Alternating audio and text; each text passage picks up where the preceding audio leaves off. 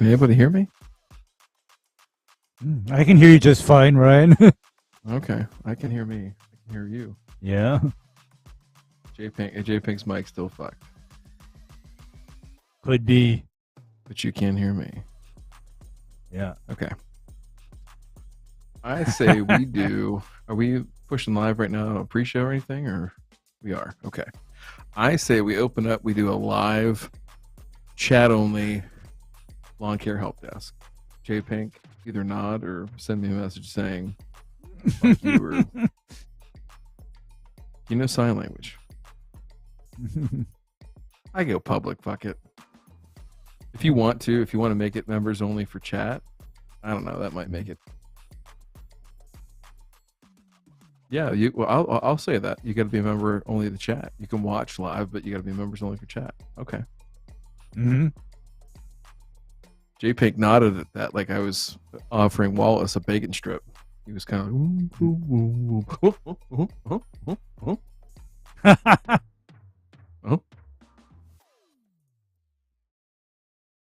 bet you Wallace eat the fucking shit out of a bacon strip. I don't know about that because Wallace and I are kindred spirits. We're super picky about what we'll eat. Only real bacon. Yeah. How? Oh, so if you're a patron, you can't chat? That's right. Ah, shit. Let's go public then, because yeah, I don't want to fuck over the patrons. And then we'll see if. And you know what? I give zero fucks about the morons and trolls. I don't care. I'm just gonna tell them to let it fly. And J Pink, if you want to swipe them out, you can. Otherwise, I'm just gonna tell people to make the chat go fast enough that it gets off the screen. Mm-hmm. Yep. I mean, if somebody wants to do dumb shit, hey, let's just keep on going on the chat, keep answering questions, and just oh, you're all the way at the bottom. How'd you get there? Sorry.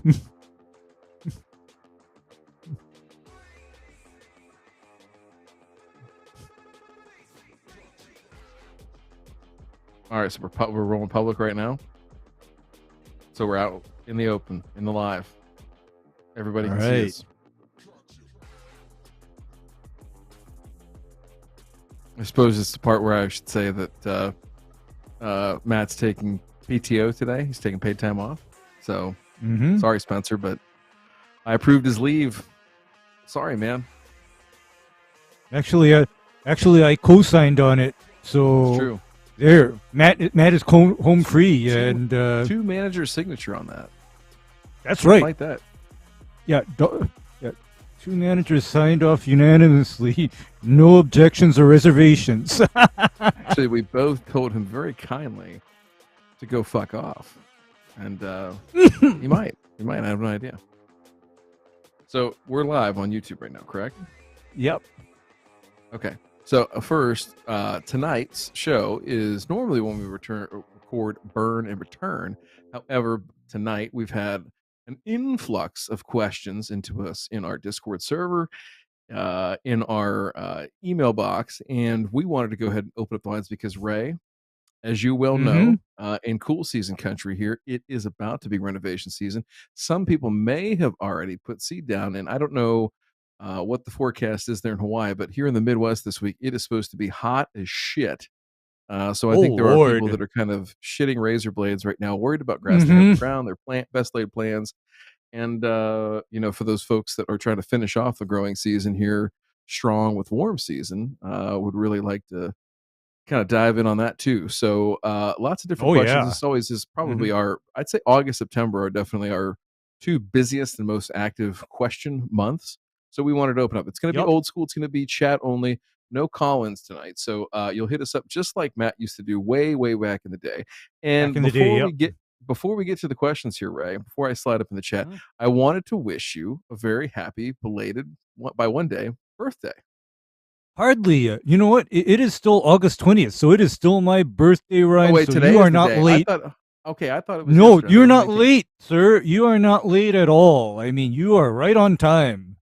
See now, and I want to share with our loyal listeners, some of the ideas that came into us of how to celebrate because Sheila, Ray's pretend girlfriend from the show, we were trying to inspire her to do something different, something fun, little maybe a little raunchy. So first one of the first ones we pitched her was being an FSB agent, and pretender that Putin sent Ray, was sent over to bang Ray to death, and that she didn't like that one. She thought that was too straightforward, a little too vanilla for her. So, Mm-hmm. what we ended up deciding upon was that she was going to role play a member of the Sierra Club, and that Ray would open the door. She would try to sell him a membership, and then he would then take her back into the bedroom and do a little hate schnookering, really beat that up and have a nice night. So I think that's what happened. I don't know, Ray, if you get a knock on the door here with the no solicitor sign on, please take that. Please take that. You need that. Okay. Sheila, thank you again for humoring us. And as always, ladies and gentlemen, keep those ideas flowing. We like to keep Sheila's mind wandering, if you will. All right. So that being said, let me dive into the chat here. And you don't get that kind of fun inside jokish stuff with some of those other stiffs that have shows. Well, All right. hardly. I mean, they're all just it's all boring, no fun. Unless, of course, until it's time for them to sell you something. It is. It is. Then they're lively, then they're engaged, then they're invested. Otherwise, ugh, it's like watching paint dry. All right. Let's dive in to some questions here. We'll see what happens. J Pink, if you can on the YouTube title. I don't know if you can change it without restarting the video, but change it to Lawn Care Help Desk. That way people will find it and maybe join in here. We'll see. All right, I am going to dive into the first question from Lawn Flip, and it's asking Mm-hmm. me specifically, could I recommend a good perennial ryegrass? There are many to choose from. I would say that if you're looking for a good, widely available commercial variety, or excuse me, a blend, if you will, would look at Champion GQ from Seed Research of Oregon. It's a fine blend. Uh, Performs very well in a variety of situations across the United States. Totally fine. If you're looking at specific cultivars, there are some really good ones. Make sure you look for the ones that are GLS or gray leaf spot resistant. That's going to be really important when selecting individual cultivars. So I know Mountain View has several really good ones. Apple, Grand Slam are ones that come to mind. I don't know my perennial ryegrass is right off the tip of my tongue, like my other cohort, Ryan Norwood. I do know that his from lawnsupplycompany.com. If you fly over there, it's not just a shameless plug either. Like that, he does have some really good stuff, some actually highly curated stuff, and I'd encourage you to go over there and take a look at those too. So all good. Just realize what you're going to get out of perennial ryegrass. That most of the time it's going to behave itself and do well, Ray. But there is that period But in mm-hmm. early summer, late spring where it's just so thick Mm-hmm. and lustrous that you can't cut through it very well, and I that's the time I struggle with it. When it should be, like, banging, you just hard to get that Mm-hmm. quality of cut right there, but still fantastic grass, has its use, and, I know and we're both good friends with, probably the king of perennial ryegrass and Ryan Knorr, so how can I argue with that? Yeah, yeah. I mean, I will take his judgment on those ryegrass varieties, and true or false, Ryan, doesn't he kind of put them through their paces? Very much so. I mean, I've been out to the property where he's moved to and is filming now, and seen the plots and how he sets them up and everything. I think it's one. There's nobody else that's doing that currently in that YouTube space, and quite honestly, from a grower standpoint or seed vendor standpoint, Mm. you don't see a lot of that where they're isolating out specific blends or mixtures or even individual cultivars. So I give him a lot of credit for doing what he's doing. I mean, part of it is just his nerdery and the level of detail that he puts into everything. But I think the other part Mhm. too is just hey, if there are going to be problems, let's spot them and let's parse out what's good, what's bad, and what changed in between the two, and go from there. Yep. So I appreciate the transparency, just the same. Yeah, yeah. I like that he's doing that too, and he tells it like it is, and if something, does well, he gives it a thumbs up. If it doesn't, you know, it's like, thumbs down. Simple as that. I won't say who said this, but somebody sent me a message that says, "Does Mm. that make Nor both a grower and a shower?" I don't know, but anyway, let's see Anyway. here. Moving right along, I had to read it because it was sent to me with the highest level of importance. All right, Grass Thief asks, "Hi Matt. In my last Mhm. call into the show, we were speaking about the pH, but then we went off into preventative actions about fungicide, and I told you I did about 3 or 4 apps of prefix 100. Stand corrected. What I meant to say was 0026 phosphite apps. Just wanted to throw that out there. Thanks." So I think maybe what Grass Thief is asking here is if there would be any well, from a fungicide, I'm not sure if the question has to relate to phosphite apps and pH, or if this has to relate to fungicide apps and the fungicidal properties of phosphite.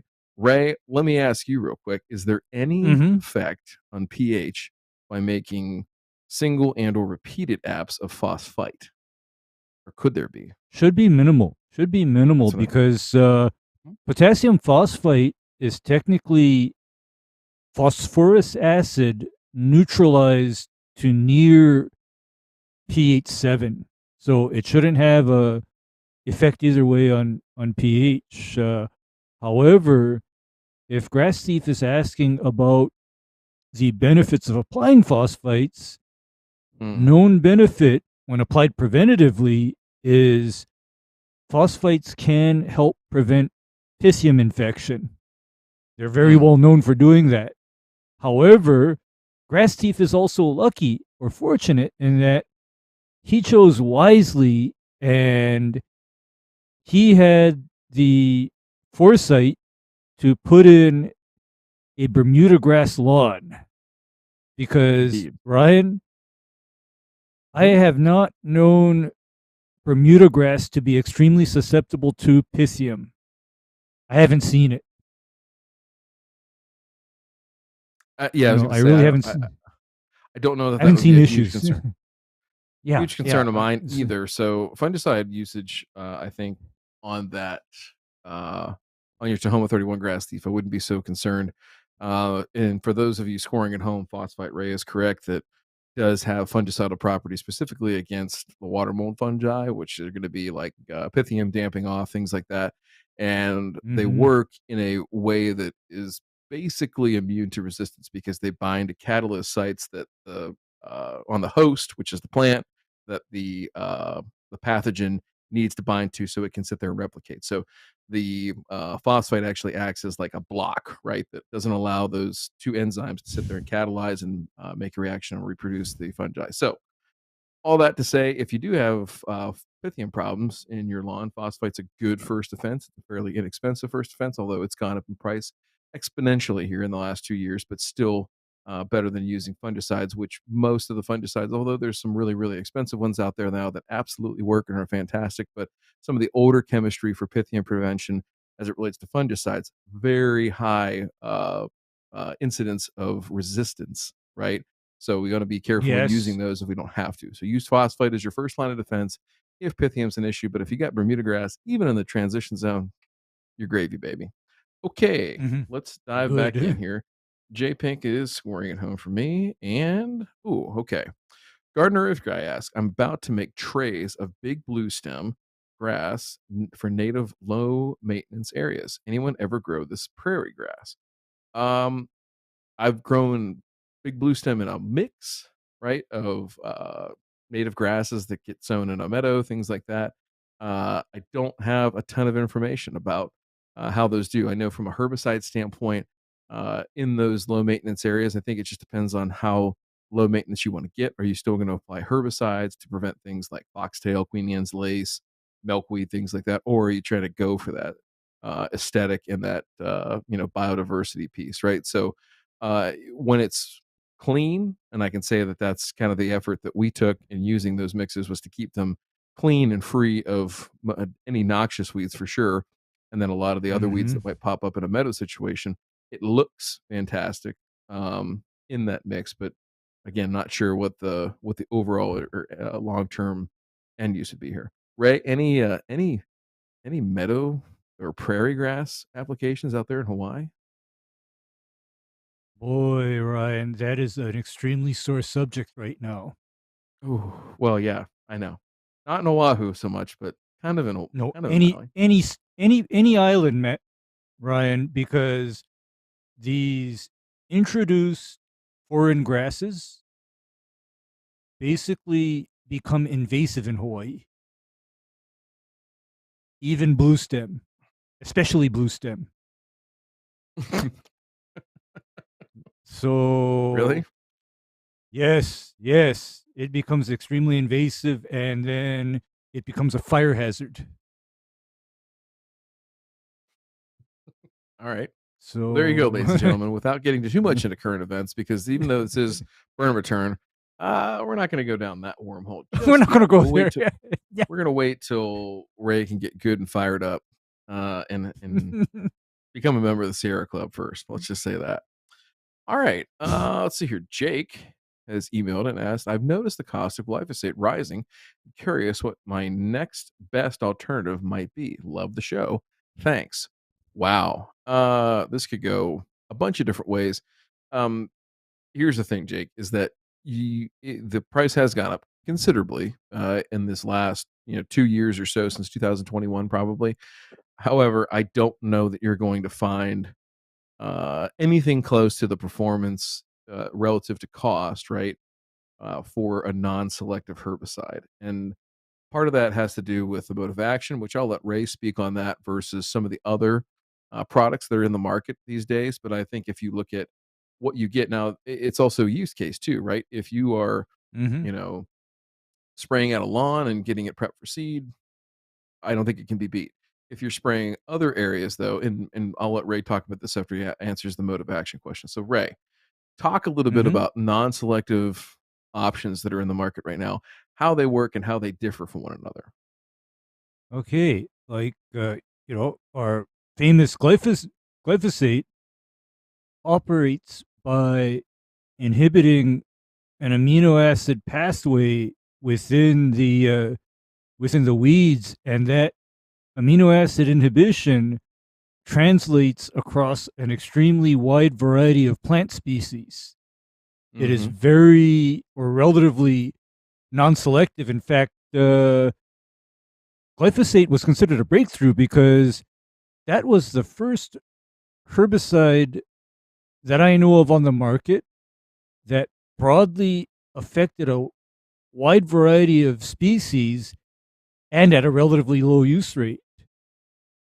And then next up is something that sounds similar called glufosinate. Mm-hmm. Now, glufosinate operates by causing the plant to accumulate ammonia in its tissues. Slightly different mode of action. However, here's the difference between glufosinate and glyphosate. Glyphosinate's mode of action tends to stay more in the upper parts of the weed, whereas glyphosate can be extremely systemic.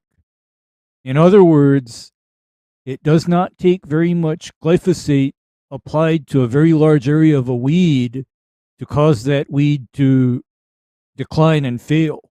Whereas with glufosinate, complete and thorough coverage is necessary. Now, in the case of a lawn renovation situation, I actually don't like glyfosinate.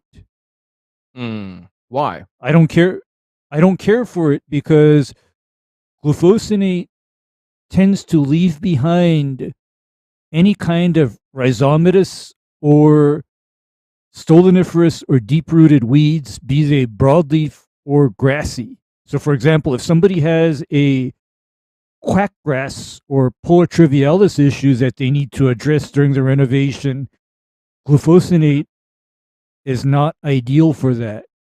Mm-hmm. And then the other very common chemical herbicide for non-selective use is dicot. And Yikes. I don't know if I'd put that in the I hands of a homeowner.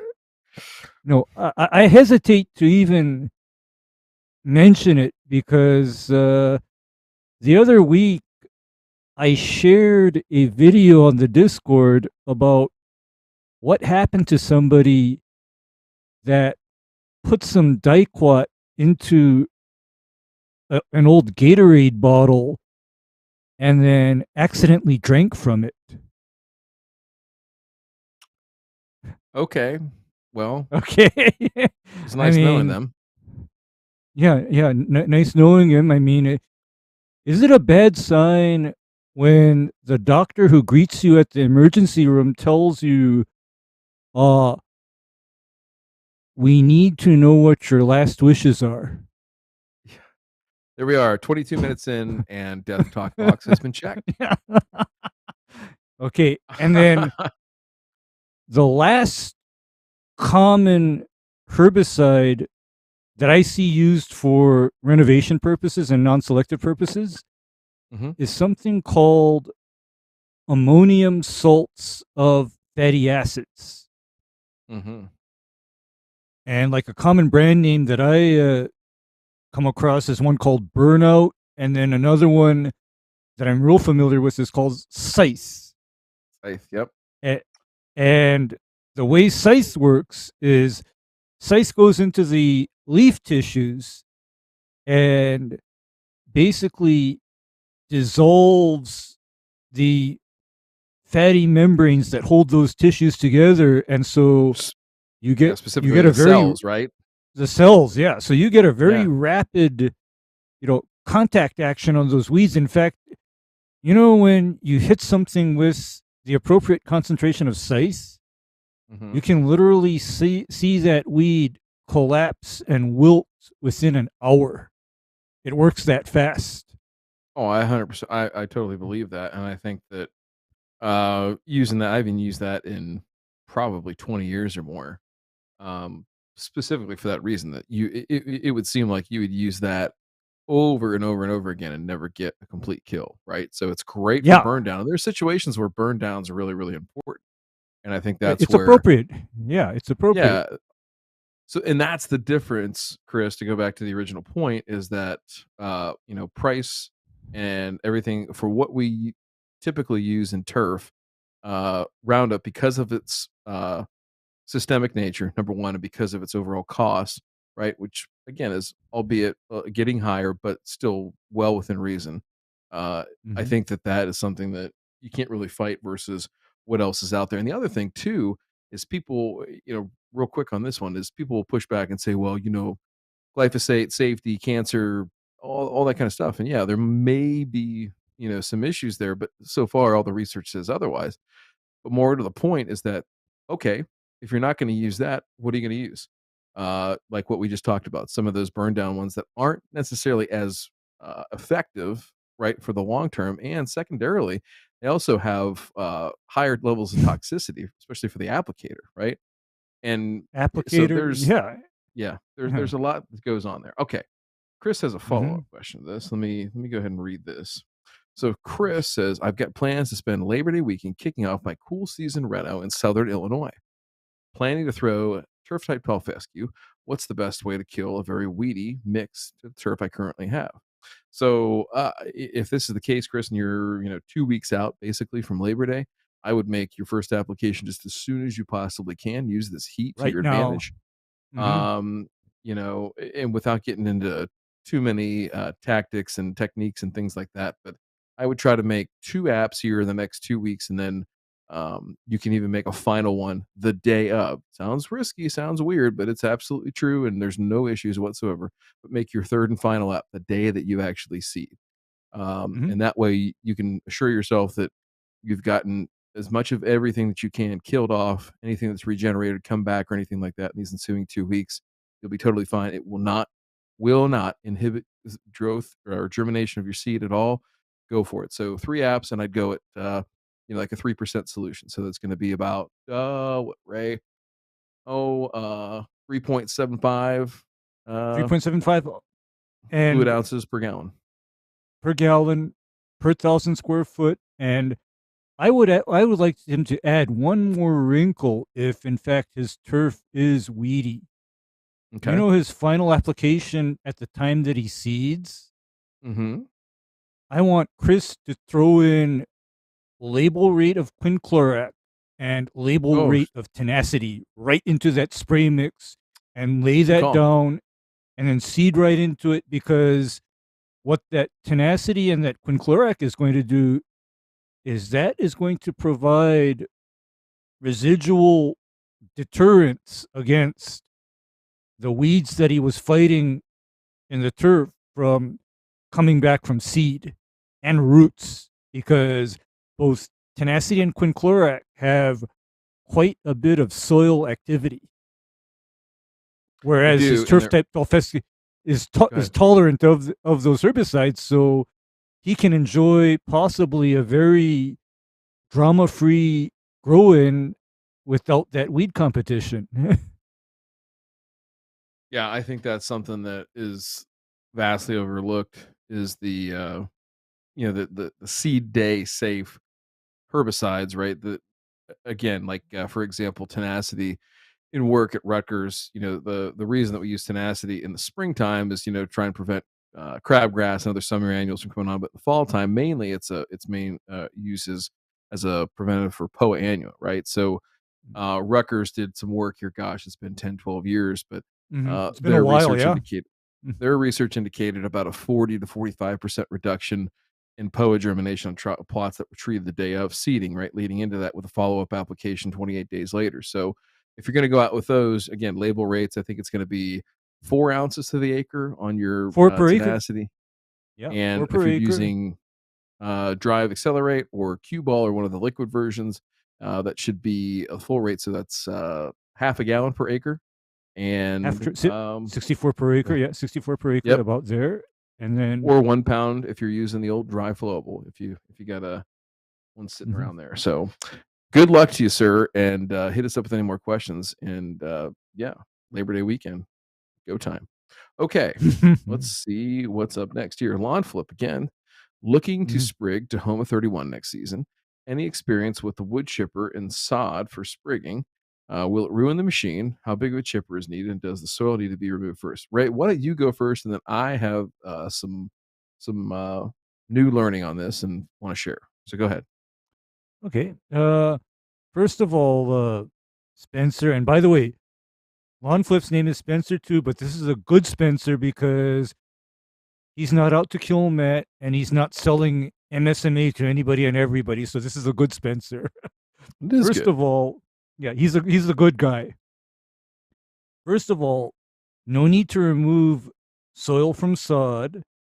And second of all, I would probably look for a wood chipper that's, for example, capable of eating like a 6 to 12-inch limb. That should be Yeah. powerful enough. Yeah, something Hmm. about there. And you just go from there, basically. And so, Ryan, I'm dying to know what is the latest findings on putting sod through a wood chipper. Yeah. I mean, I see. I think you. What I would do is this: is try to get in touch with your farm early and understand their harvest methods. Try to pick the timing as best as you can. I know it's going to be kind of hard because you're lining up, a chipper rental, you're lining up sod delivery, everything like that. But you want that stuff to be on the drier side, if at all possible. You don't want to be putting mud through your chipper, but Yeah. I would agree with Ray Mhm. that something most rental yards like a Sunbelt or a United Rentals or something like that is going to have one that's capable of like a 6 to 8 inch tree and then one to a 10 to 12 inch tree. I'd go with the 10 to Mhm. 12. Give yourself a little bit of grace there because it's Mhm. definitely going to beat the hell out of it. So Yeah. there's that, and I would make sure you cleaned up real good. Like usually those bigger ones will have a side panel that you can take off and wash all the teeth. and the chipper teeth out and everything like that. So make sure you wash it out real good when you're all done. Lastly is, when you're doing it with, the chipper, one thing to make sure of is don't rev that thing all the way up. You wanna run that thing at, like, maybe, like, a third to a half throttle, and the Third, reason being is yeah, that if you run it too fast, it just turns it all into dust. Just yep. spits out little tiny pieces. You want some chunks kinda in there, to give Bits, yeah, yourself you room to want work. some mhm, mhm, yeah, you So want keep that in bits. mind, and then just remember that, it's a little bit harder to control your sprig rate.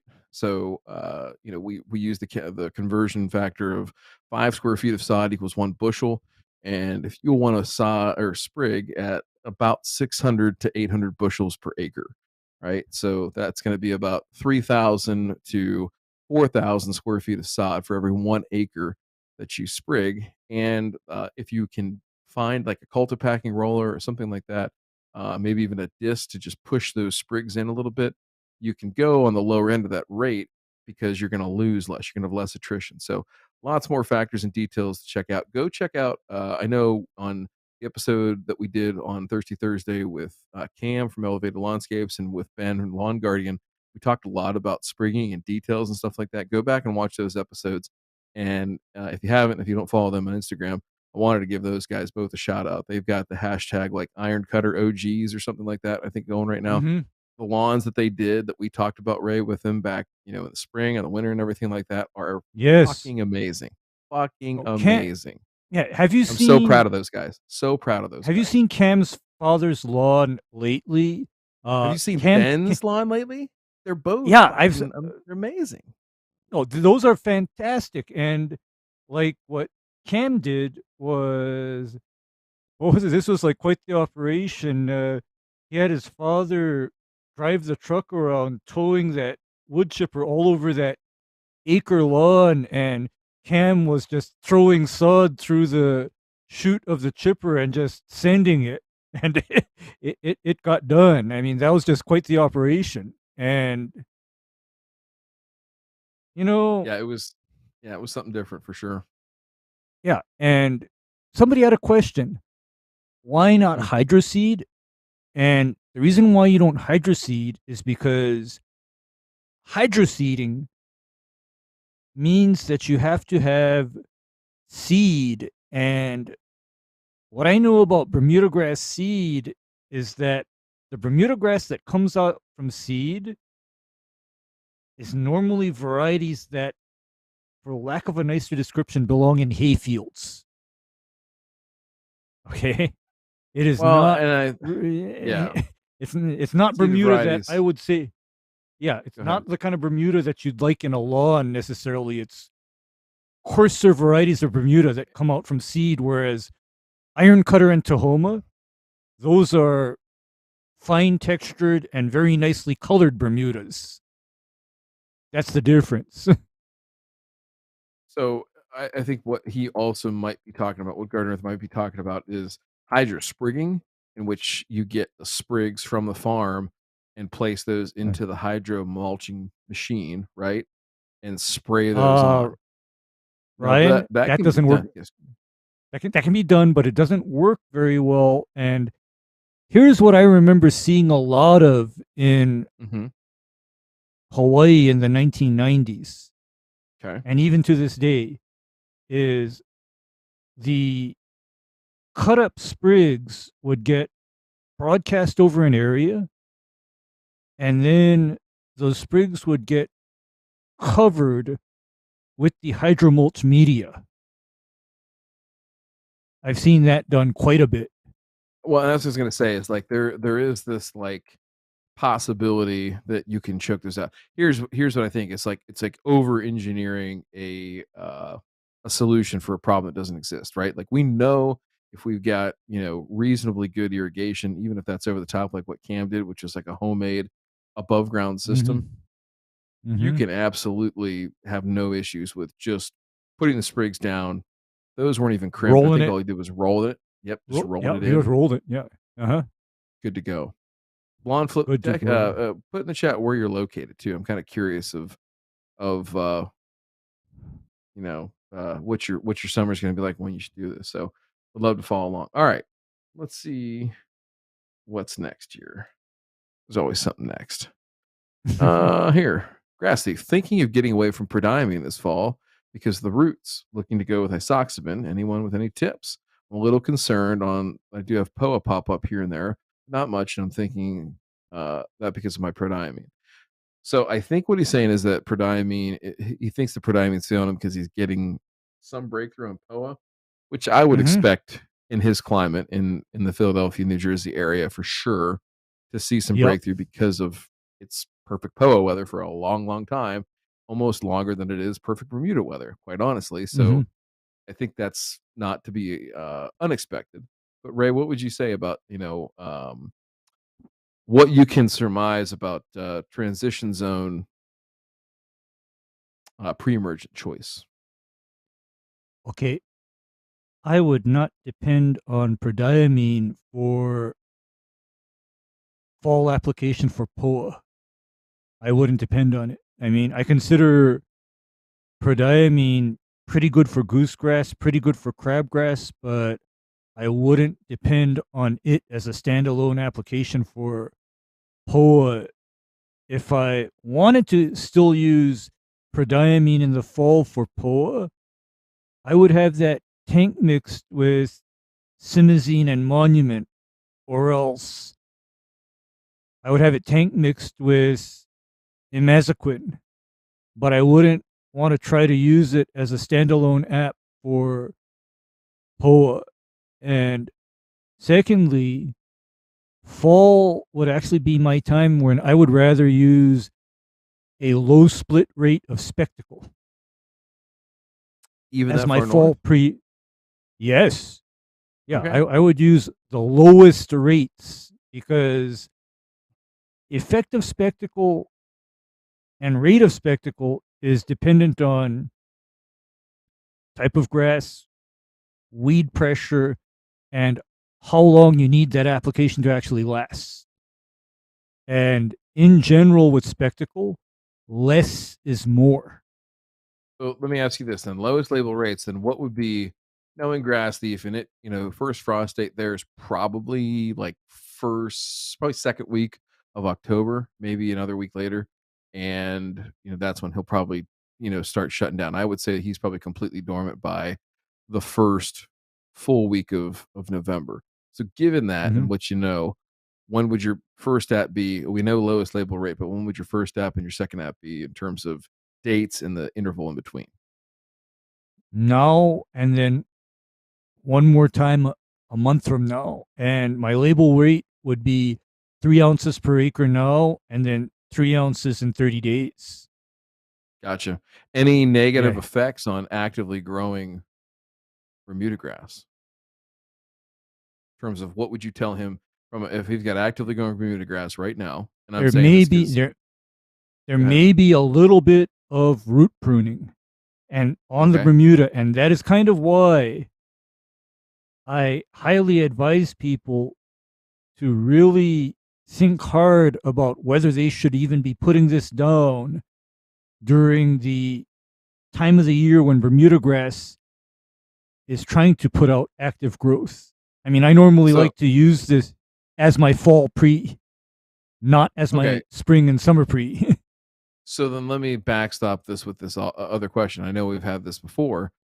In a Mm-hmm. situation like that, and in a climate where the growing window is seemingly short, are you Mm-hmm. better off to go out there in the dead of winter and apply glyphosate, apply a non-selective over dormant Bermuda grass, and just smoke out whatever's there from a POA and or other volunteer rye or anything like that that's popped up?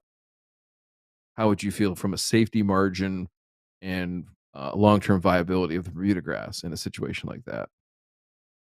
Well, I have no problems with long term viability, but I also keep in the back of my mind how POA can also be glyphosate resistant, Ryan. It can be, for sure. Yeah, it can be. It can be. And What a way to find so, out, though, right? Is to go out there and yeah, spray what a some way in to, your what a way own to, yard. yeah, what a way, yeah, what a way to FAFO. How do you think I And found out I was so, allergic to penicillin? oh,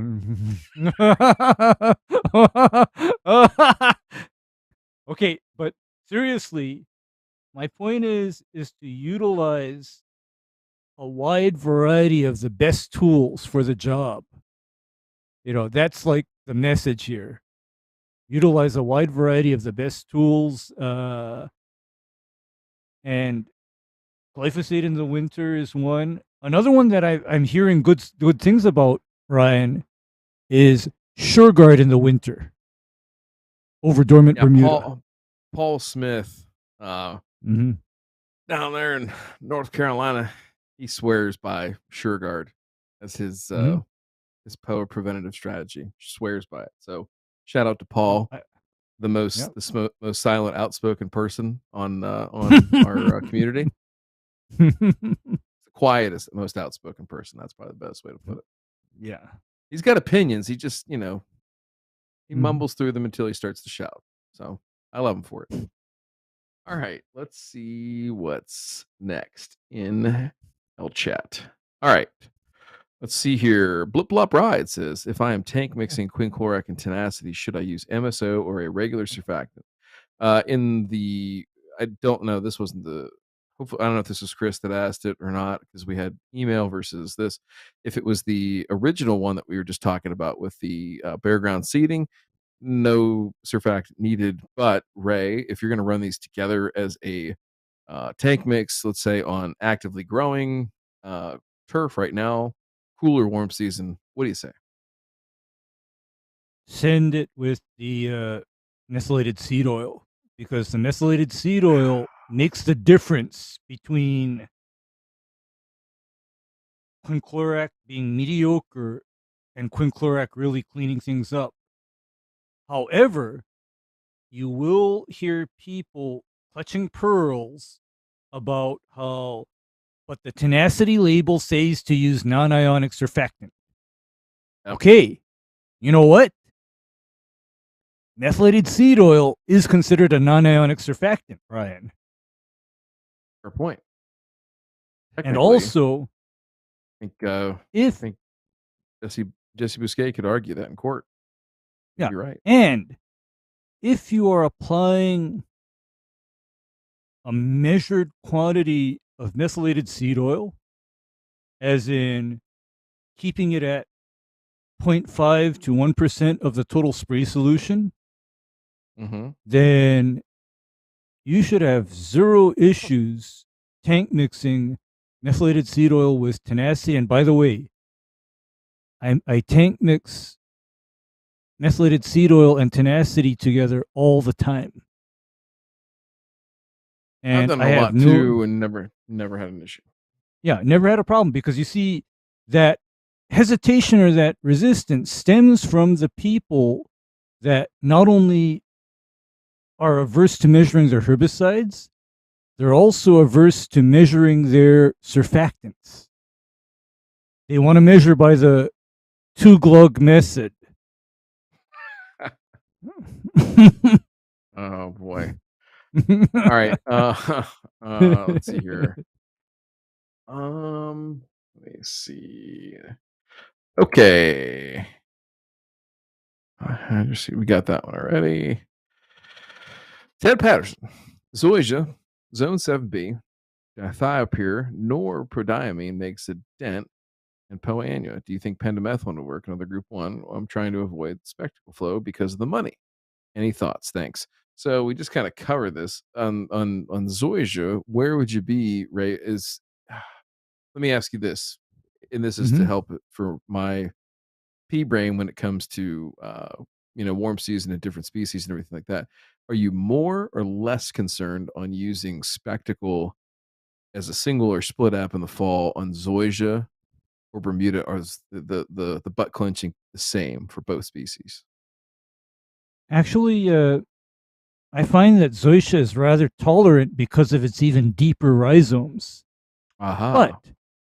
okay, for answering Ted's question, if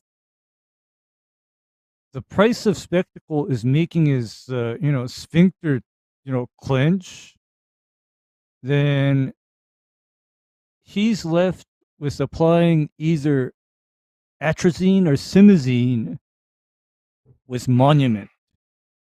However, Okay. here's my problem with that tank mix. by the time you add up what the two separate herbicides come out to, you just bought a spectacle app. So what I'd like to kind of encourage people to do is save your tethopyr and your prodiamine for your spring and summer goosegrass and crabgrass control, but think about other possibilities for their fall POA management program in their Bermuda and Zoysia. Think about something else. And you know what? I find that the low rates of spectacle applied as a split app are not bank breakers at all. I mean, I know you look at that 18-ounce little white bottle, or else, heaven forbid, that 1-gallon bottle for about $1,400. Higher, but And yeah. you're thinking, oh my God. But then typical use rates are 3 to 4 ounces per application, applied twice, 30 days apart in the fall. That is your spectacle application program. And when you break it down like that, I look at that 18-ounce spectacle bottle, and I'm thinking, oh my, I can cover some acreage with this thing. And then with the 1-gallon bottle, I'm thinking, yeah, this is enough to spray the entire state of Hawaii with that gallon. So there, not the worst possible thing in the world. Yeah, price wise. No, and I think that's No. the thing, is that it's. I think the difference is it's hard to stomach for homeowners looking at that, whatever it is, 260, 70, 80, $90 for the 18-ounce Yeah. bottle, and knowing that they'll never ever get their way through it. So until Ron Henry or Alan Hain co-ops it and starts selling that out of the back of a pickup truck somewhere along the highway rest stop, probably see people having the hand wringing about when it comes to buying this stuff. So I get it. I Yeah. get it. So Yeah. And the thing about spectacle is also a very good product for places besides the lawn. Like, I happen to like spectacle for driveways and rock beds and around landscaping as well. I mean, it's a very good product for that too.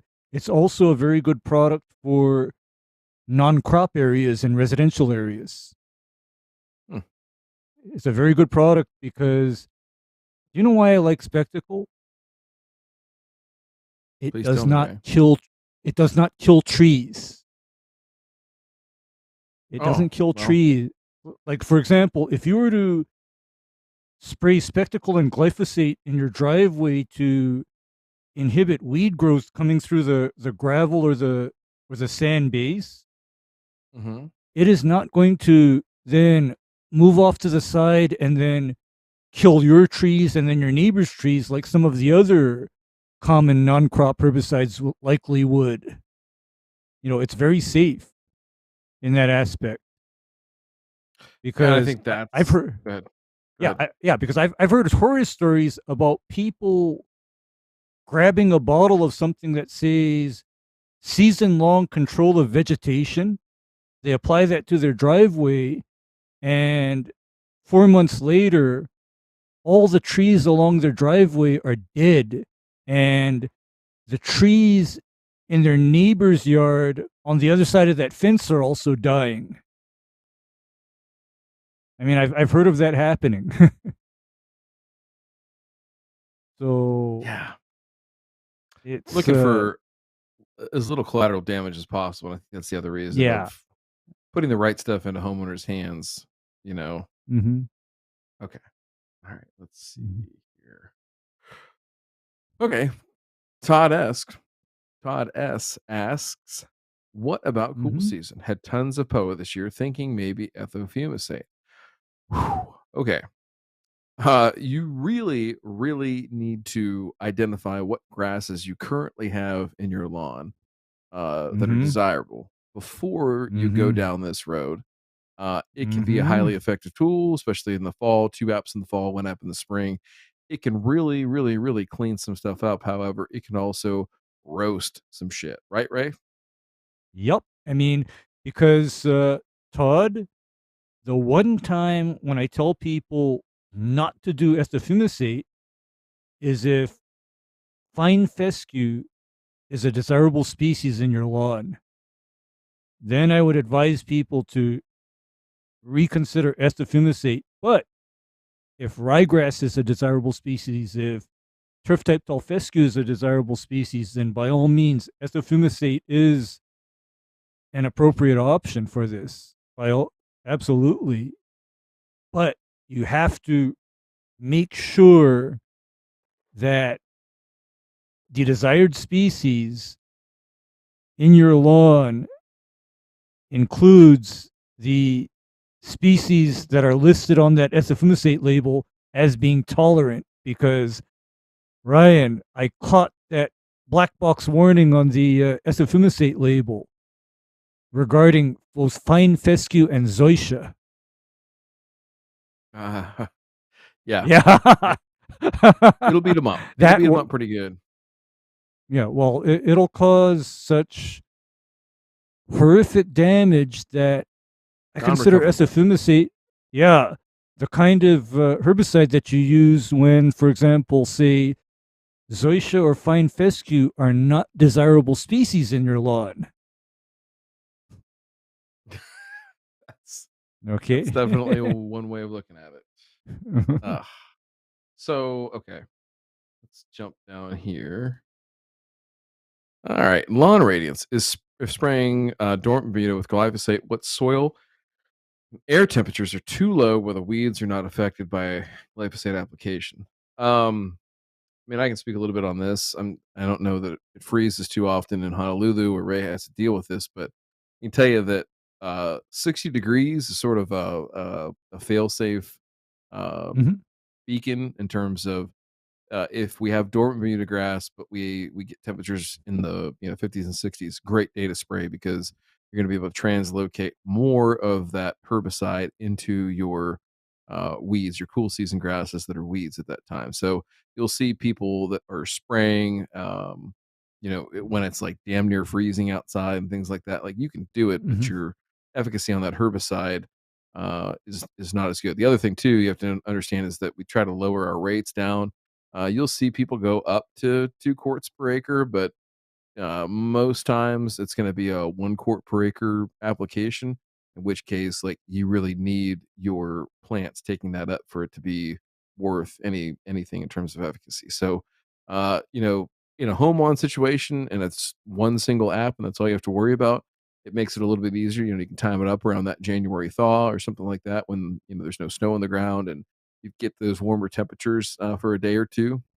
The only thing that I've seen that can be a challenge in those situations, particularly Midwest transition zone, is usually the days that it's really, really warm in the wintertime. It's also really, really windy. We get a lot of winds out of the south and southwest pushing that warm air up Mhm. here. So it can be challenged to spray and not hit something else that you don't want to get non selective on. So just keep that in mind. Go out in the morning, do things like that. But for the most part, I think that warmer, slightly warmer for especially for winter where lawn radiance is over there in Nebraska. He should have less of an issue in terms of having a day that's 50 or 60 degrees and being able to spray in the wintertime. So shoot for those days. I think you'd be better off. Ray, anything to add? Not really. I mean, that's just good advice is that target those 60 to 65-degree days after the Bermuda has browned out and stopped growing. I mean, that's just good advice overall. Hot damn. Yeah. All right. All Let's right. see here. Okay, Jason MT asks us, have you guys tried Little Leaf? If so, thoughts, mainly around pre-GR. So I had to go look this up. Little Leaf is actually kind of like a greenkeeper app, like a very stripped down one, which is fine because Bill Kreuzer has um, built Greenkeeper into something that it's a monster. It's a really really cool program. And when I say monster, I don't mean anything Mm. bad. I mean that there's a lot of features on there, and so I know that there was It's some enormous. consternation when they switched to a paid only model and some homeowners got left behind. I think that just what I saw here from Little Leaf, and I registered for an account real quick and kind of went through it. I think it'd be perfect for a homeowner. I think it's a really, really good tool, to track your growing degree days and make sure that you're within your windows in terms of rebound and things like that. And certainly, as you're getting comfortable with PGR, it's sort of a speedometer and odometer in that sense, right? Like, so your growth potential being your speedometer and your growing degree days being the odometer, like how far we've gone before we need to fill up or whatever, right? So just think of it like that and use that to your advantage if you're getting going on PGR. It sounds a little bit over the top and maybe a little bit confusing. We've had several episodes where we've talked about it. I couldn't tell you which ones though because we've done so many fucking episodes. It's hard to keep track. Mhm. Sorry. Yeah. And I don't mean that in a negative way. I wasn't trying to be condescending. It's just like there's a lot. There's a lot of content. Yeah. Someday Yeah. we're gonna pay like a virtual assistant to go through and categorize this and chapter everything, or maybe we'll just have AI do it all. I don't know. Mhm. We'll have J Pink look into that. See what we can do. All right. Chuck Benzing. What's up, Chuck? Happy Yeah. birthday, Ray. There you go.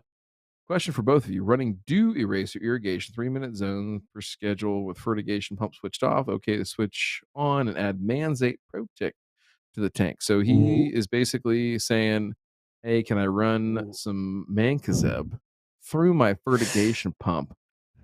Chuck, I'm going to tell you what. I'm a pretty aggressive individual. You know me.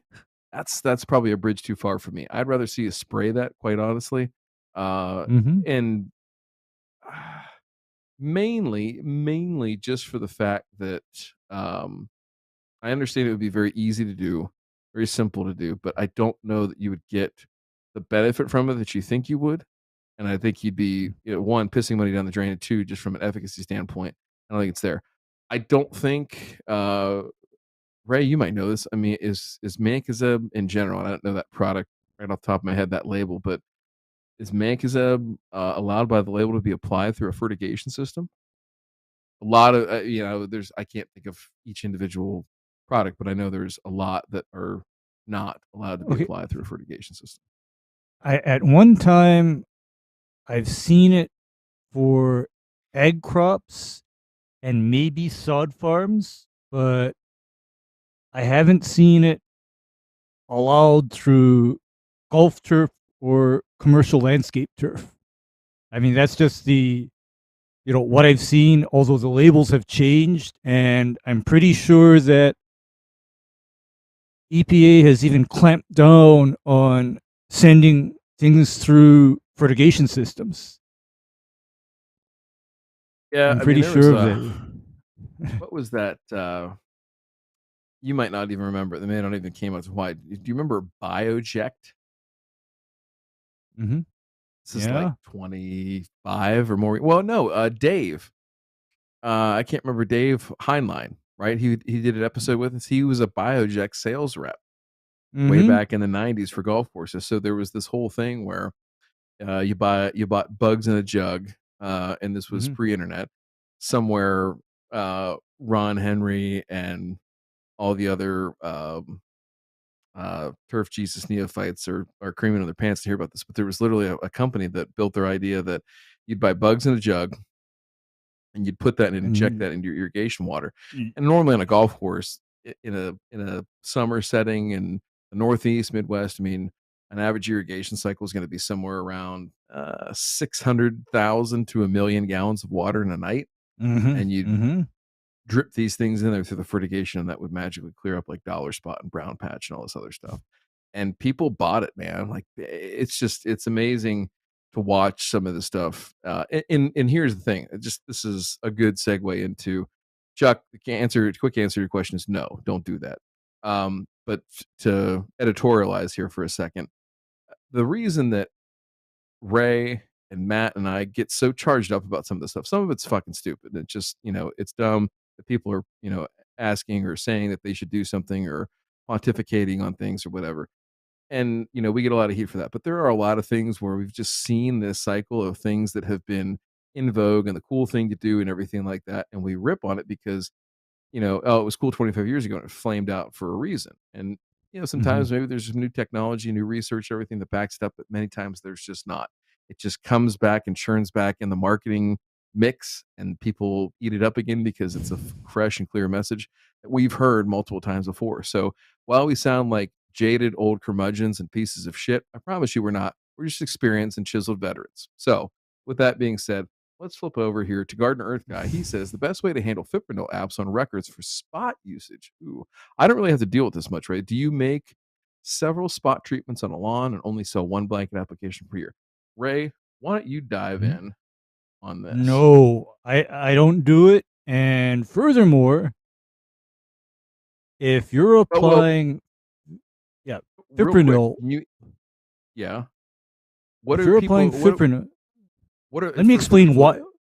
Why would you why apply they're fipronil? doing What is fipronil? Because other folks might not know, and then talk about Gardner Earth's question because I think it's a good one about how to price it and how to record it. More importantly, Okay. Okay, because here's why somebody would be applying fipronil to a turf grass or landscape area. This is for either mole cricket or fire ant control. Those are the two labeled uses for fipronil granule. And furthermore, fipronil granule, when it's labeled for application to a landscape or turf area, is a federal restricted use pesticide.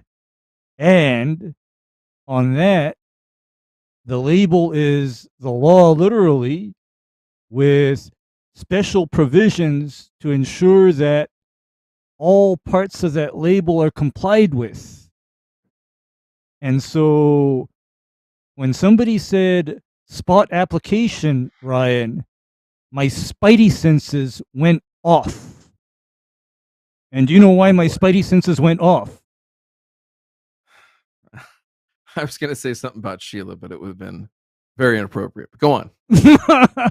It is because fipronil granule is specifically labeled for one broadcast application to an area per year. That Mm. is the label.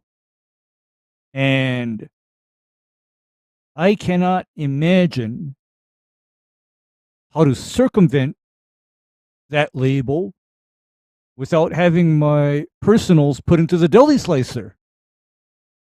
Because you see, folks, when you are non compliant with the pesticide label, you're essentially violating federal law. And so, when you're violating federal law, at the local level, the state Department of Agriculture or Environmental Department may elect to enforce that law. However, in cases where they've decided that you have willfully violated the law, what can happen is your entire case can be turned over to the federal EPA. The state has very little to do with it other than provide the EPA a venue in which to try your case. In other words, violating the pesticide law on the label and then having the EPA called in means that you are sitting in federal court in your state to have your case adjudicated. How's that, Ryan? It's probably no bueno for a lot of people. I Yeah. don't think there's anybody that wishes they were there, but you know, it could happen. All right, Mm-hmm. let's see here. All right. All right. So Eric Sands. Mm-hmm. He's got one that says, I often hear non-ionic surfactant. Are there scenarios where an anionic or cationic surfactant would be desired if it also acts as a penetrant? Would the polarity of the surfactant have an impact? Hmm. Hmm. Okay, I've never okay. thought about that uh, that I deeply. I That's no, I understand something about anionic surfactants. okay. For a lot of pesticides and products, anionic surfactants will literally tear apart and degrade the pesticide molecule. That is why, in tank neutralizer products, they Mm. have a lot of anionic surfactants plus an Oh, interesting. alkaline. And you know what the purpose of that is? Is so that you go flush out your sprayer with that tank neutralizer mix, and between the anionic surfactant and the alkali, that basically takes apart whatever's in your sprayer and allows you to flush it out. So, and then speaking of cationic compounds, here's a cationic compound for you, diquat. It is actually a cation. Really? Yeah, it's a cation. Alright. And so, if you have something like diquat, that is where they get extremely specific and they call for a non ionic surfactant only because other types of surfactants will interfere with the efficacy of that diquat.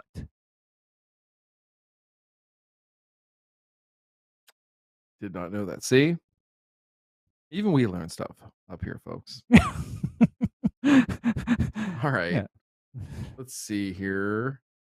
Matt D asks, "What soil temp does KB or Kentucky?" I don't think he said KGB. I think he was influenced by my FSB comment at the top of the show. Oh, right, right, Matt, right, Matt, if you're safe, blink once, and if you're right. being forced to say that communism is the way, blink twice. We'll know.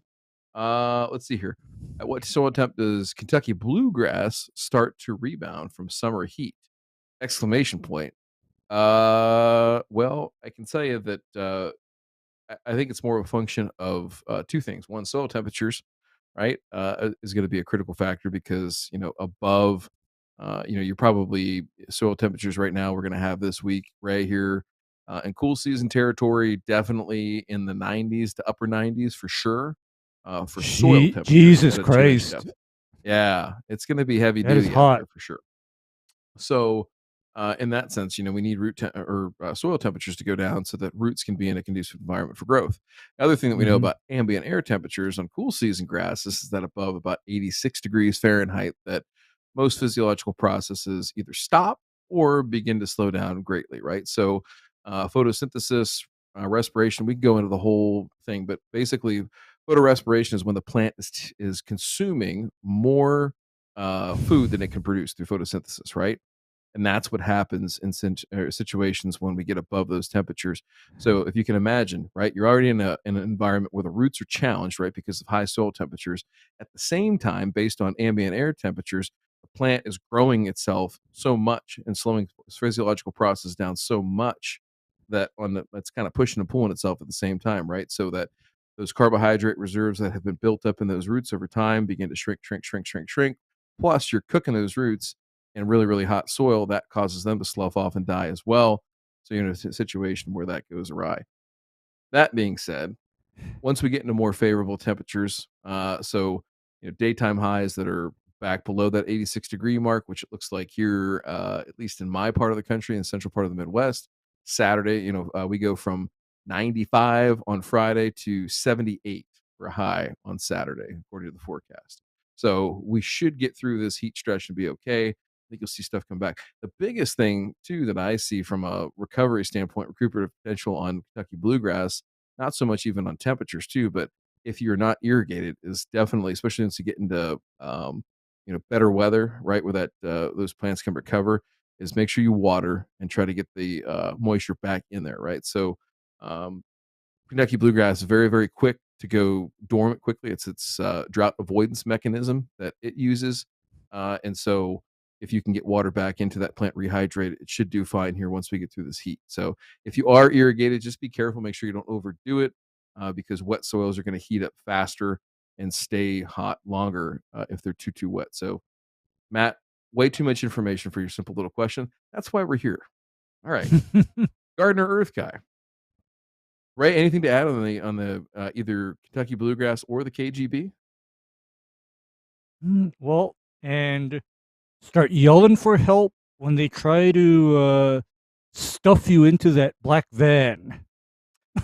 Yeah, you know, if anybody had it on their bingo card to die of a heart attack while falling out of a third-story window, well, this question might help you. All right, For let's sure. see here. Gardener Earth guy, do cool season people use over-the-top weed control like Certainty? Uh, Oh, not certainty on cool season. uh, Damn. no, there was a period though where it was labeled. Let me see if I can find that old label. Certainty. Wasn't that for Poetriv at like Yeah, really low rates? But they found out that even at that low rate, Kentucky Bluegrass had a 50-50 chance of being taken out with it.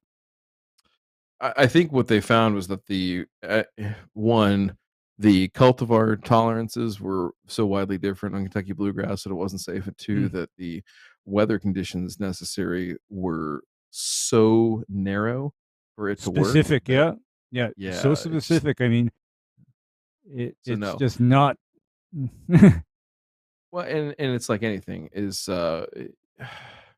typically we would want to use that to, take out like what Ray was saying, quackgrass, maybe poetry, things like that, and the reality is that, especially in cool season, taking one grass out of another grass through chemical methods is really, really, really on a very razor's edge, thin margin of error, Mhm. and Mhm. you don't see it too often. And the ones that you do see, for example, like Poacure, that's out right now, that's only labeled for golf courses, only ever will be labeled for golf courses. They have no, as far as I know, no desire to make it available for sports turf or for especially residential, because the cost to bear is too great. That being said, is that it is very gentle at the what it does if you have tolerant turf grass to it. So, and it's also extremely expensive. So, uh, the idea that you can take those out chemically, I think in a lot of cases, your best bet from a homeowner standpoint, spray out your lawn, start over. Sounds like a lot, and it is, but it's better than trying to, spend a lot of money on herbicide and fuck it up 9.8 times out of 10. So, all right, Yeah. let's see here. Eric Sands again. Uh-huh. Hey, Eric. Herbicide labels often list a number of weeds if controlled. How can the rate of efficacy be found? How many apps required for maximum control, and what conditions increase or decrease efficacy? Eric is in cool season country. I'm going to send him Purdue. Let me see here. Weed control guide. So, weed control professionals 2023.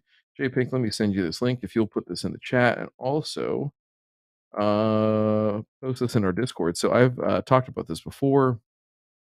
Absolutely, without question, probably the best publication right now for up-to-date information on all those questions that you just asked about, Eric. So conditions that make control increased or decreased, the correct product for the correct weed, um, different things around certain weeds and control and timing and things like that. So I highly encourage you to get this. I think you can get this for $20 as a hardbound or paperback that gets sent to your house. And I think they also still have the PDF version. So this is the Turfgrass Weed Control for Professionals 2023 edition. Check that out. There you go. PDF download as well. I think it's only like $12. I get nothing out of this. Ray gets nothing out of this. Matt gets absolutely nothing out of this Mhm. because remember, he's on PTO, folks. He's off the reservation. He's fine. We get the commission if there was any, but there's not. Yep. Get But fucked. yeah, that's right. I highly encourage you Mhm. to check this out if you're in cool season country. The best and most important $20 or $12 investment you can make in yourself. I like the PDF version, right? Because I can put it on my phone and I can just kind of search through if I want to know about, dandelion or pigweed or whatever. Pop that up and you can see all that stuff. The charts in it are really good. I don't want to flash up pages from it because obviously it's a for-profit endeavor for them to make some money back on it. So please check that out. well worth your time, well worth your money on that. Okay, Mhm. let's see here. Going back.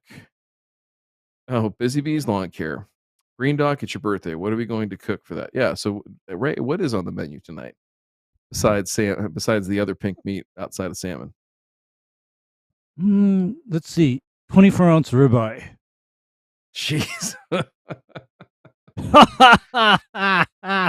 Ray is going for new heights in triglycerides and cholesterol as he enters year 51 on this earth. So, we should But you know all what the endeavor to I do.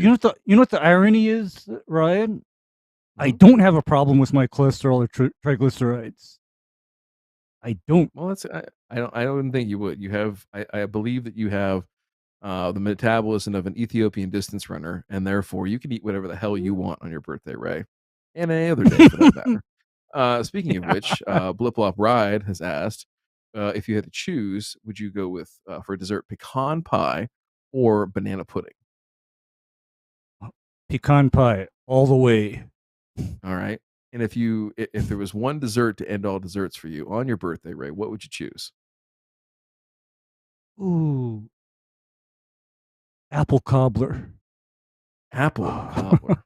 All right, Yeah. all right, all right. I can get down with that. All right, let's see here. Eric B and J Pink, I'm assuming you got these pictures queued up. I think Eric was trying to ask a question in the chat earlier, and he emailed in. So, hey guys, North Texas, Bermuda. First pick is in June. Second pick is current. Any reason to think it's something besides the heat? And for those of you again scoring at home, it has been hotter than fucking Hades in North Texas here as of late, and very dry too. My concern is it follows the drainage. Thanks for your help. All right. Well, let's dive in here and take a little bit look. That's the June. Is that the June photo, or is that the now photo? That's Second is current. June. Mhm. Second is current. Are we sure about that? The way it's sent, Yeah. JP?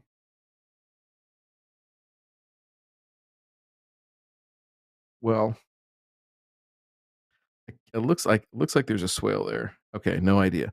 I'm thinking that the worst one is probably current. And Mhm. Eric, if you're still around the chat, if you can confirm, I'm guessing it looks worse now than it did before. And let's see here. No. Okay. Yeah. Garner Earth guy wants to know if that's the septic tank. Hard to tell. That is a really weird spot. Mhm. I'm. It is Yeah, really like the margins on that. I mean, it's okay. circular, but you don't see margins that clean in nature. Is all I'm gonna say. Yeah, I mean, I would be looking at foreign objects under the turf. I would also be looking at irrigation coverage because you see the sprinklers that he has running in the lawn right now, Ryan? Mm-hmm. Those are notorious for shitty coverage in residential lawns. Yeah, could be that Okay? too. Yeah, I mean, so there's many factors to, you know, chase down and rule out because like when I see single stream rotors in a residential lawn, 9 times out of 10, Ryan, I'm pulling them. They're gone. Really? Yeah, I pull them. How come? Uh, bad coverage, especially when you try to make a rotor cover an area less than 40 to 50 feet. Okay. So what Okay? what are I you mean, going with? because MP rotators or what? MP rotators, the larger versions of the MP rotators, like the ones that cover a 30-foot radius. Because you see, what I typically see happening, and what I can see from this picture, is these single stream rotors are spaced approximately 30 feet apart. I can Does tell. look like this definitely looks like the in Eric, I'm not being critical of you, so don't take it that way. But you ask the irrigation guys out for an estimate, and there's people that bid it to do it right, and there's people that bid it to win the work, and this looks like a bid it to win the work type of design, doesn't it, Ray? Mm-hmm. You called it, Ryan. I mean, and this is a case of, again, I have nothing against single stream rotors, but if they're going to be done, I want them to be installed in such a way that they work. You know, it's because, like I said, I'm seeing like potential coverage problems. Because, man, you know, when you have single stream rotors, they are like dependent on a very strict square or triangular spacing pattern. And if you deviate from that strict square or triangular spaced pattern, bad things happen, don't they? Well, and I think that's the thing is that distribution, uniformity, coverage, everything like that. So it could be I tell Eric, hey, stick a shovel in the ground in this spot right on the margin and further Find out, into the yeah, bad area. See what you got yeah, under find there out what's under it. Yeah, and by see what's all going on there. And also means. run those irrigation heads and do a quick audit. Make sure that everything's turning, spinning, everything like that. But also too, make sure that each head is putting out the same amount of water. Start with the basics, then go up from there. Mm-hmm. Wish I could tell you, Mm-hmm. it's some, you know, new and rampant venereal disease or something like that. But unfortunately, you can't do that from a photograph. So Yeah, that'll have to we, yeah, be we in can't person. tell. All right, Yeah, we flip flop can't ride. tell. Any And Oh, go ahead. Okay, anything to kill common Bermuda and cool season grass. Um, ooh, yeah, so depending on what your cool season grass is, Pilex, you can go with Fusilade if you've got okay, fescue and don't mind, church tight off rescue. tolerating a little bit of injury. You'll see a little bit probably. Um, and other than that, triclopyr, adding triclopyr in can help as well. But you're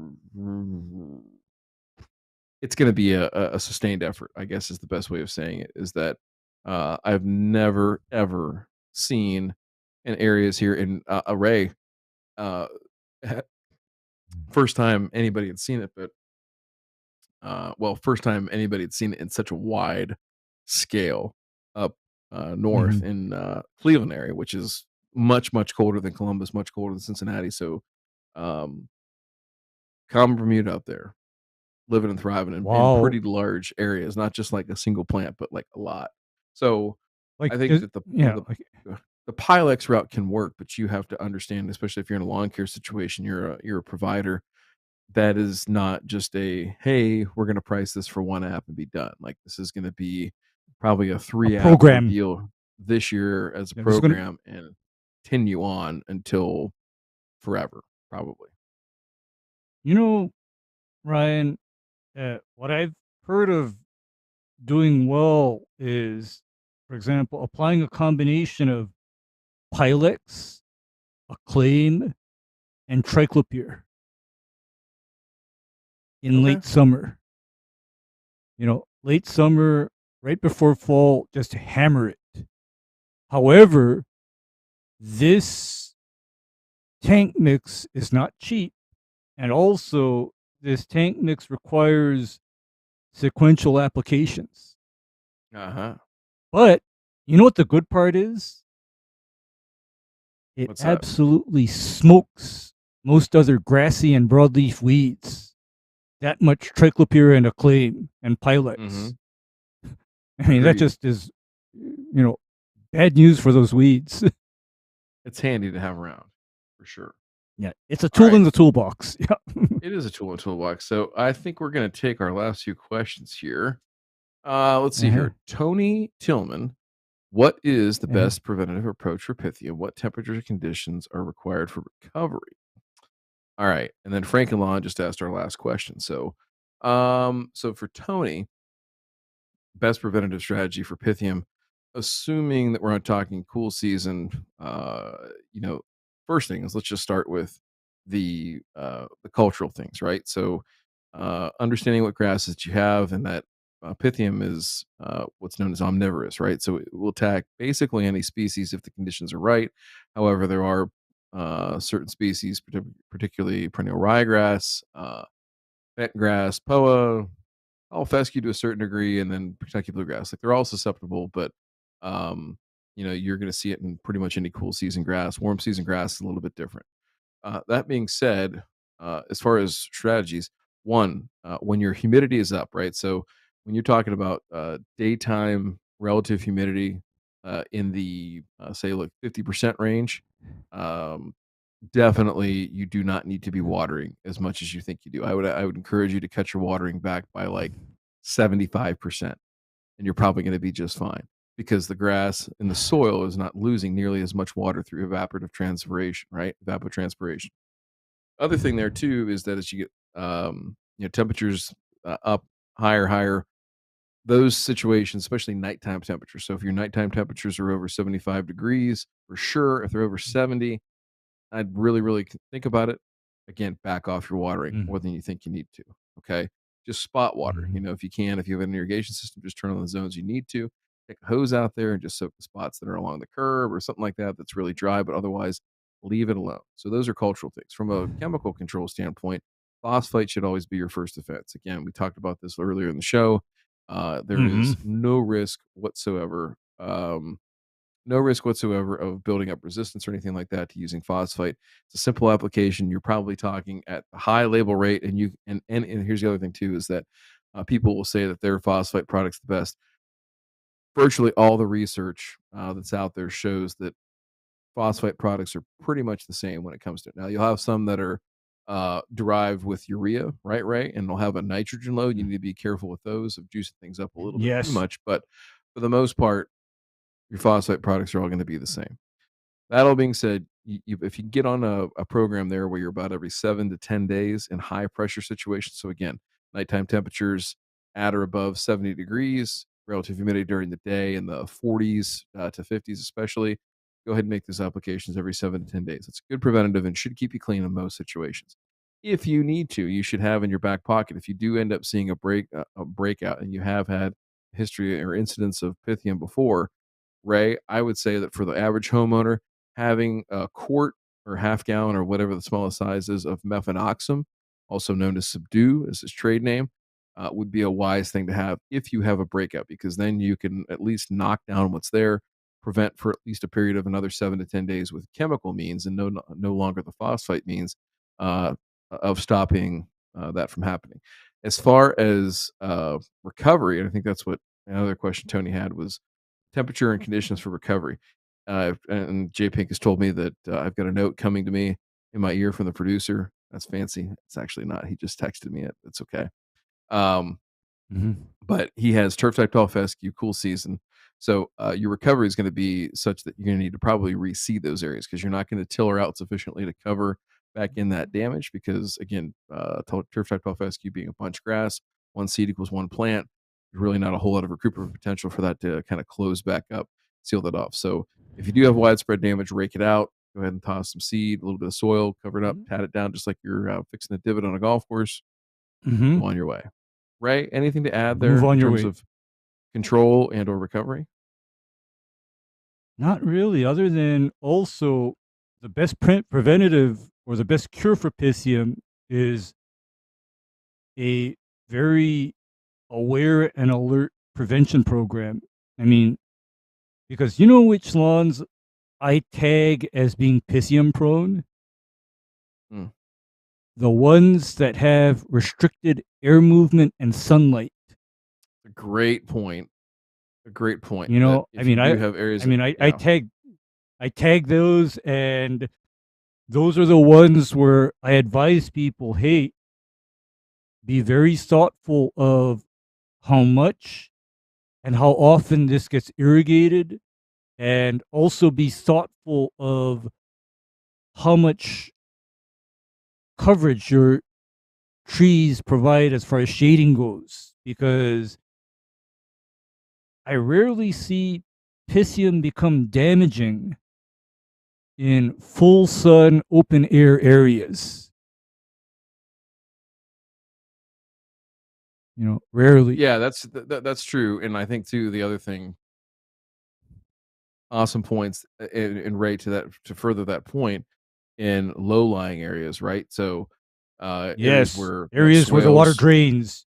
water drains, Yep. because the spores of this of Pythium are moved, or motile is what they call it, moved by water, right? So, flowing water, Mm-hmm. you usually see Pythium follow the drainage pattern. So, anyway, all that being said, let's see here. Last question coming in from Frankenlawn. Mm-hmm. Have been trying to kill Dallisgrass with Celsius, Certainty, and MSO. Not too effective. Am I breeding a Mm-hmm. more robust Dallisgrass? Is Tribute Total any better?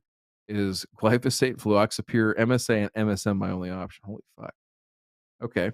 Jesus. Ray, that's Dang. Dang. Because okay, here's what it's I've like known about Magic fighting. Johnson finding out he's allergic to penicillin. Yeah, because when dealing with something like Dallas grass, unfortunately, I cannot offer or suggest something that does not involve 4M sulfuron, also known as either revolver or as the premix called Tribute Total. I Mhm. don't have any good ideas that don't involve that particular herbicide. And because one more thing, whoever told you to put certainty on Dallas grass, that's not the best idea. I save certainty for nutsedge and Kailinga. I don't put it on grassy weeds, not in a warm season region. Kelly wants to know if Uh, Revolver and Quicksilver will take out Dallisgrass. I don't think so. might not take it out, but it'll give it a hell of a headache. Yeah. It'll be like yellowed and fried for quite a while. I mean, that's a good thing. But then the proven combination has always been Revolver, Celsius, AMS, and methylated seed oil as the surfactant. That's the proven combo. All right. Well, ladies and All gentlemen, right. we answered quite a few here on your lawn soil questions, and we want to thank everybody. And if you want to ask more questions of us, involve yourself in discussions with other like-minded, smart individuals, way smarter than me, and Ray, you can join us Mm-hmm. on our private Discord server and our community. You can go check that out at www.burnandreturn. I think I put an extra W in there. Burn and Return. Jesus, I really fucked that all up. Let me start over again. www.patreon.com/burn and return. And you can talk to people definitely smarter than me. No doubt about it. And if you don't like us, Spencer, what do you think about us?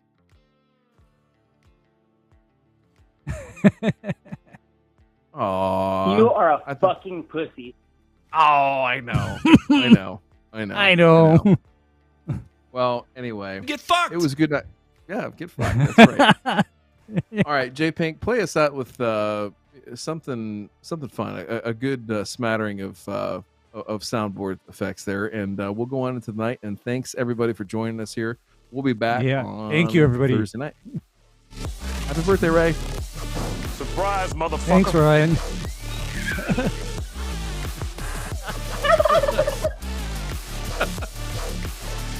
Get fucked. Get fucked.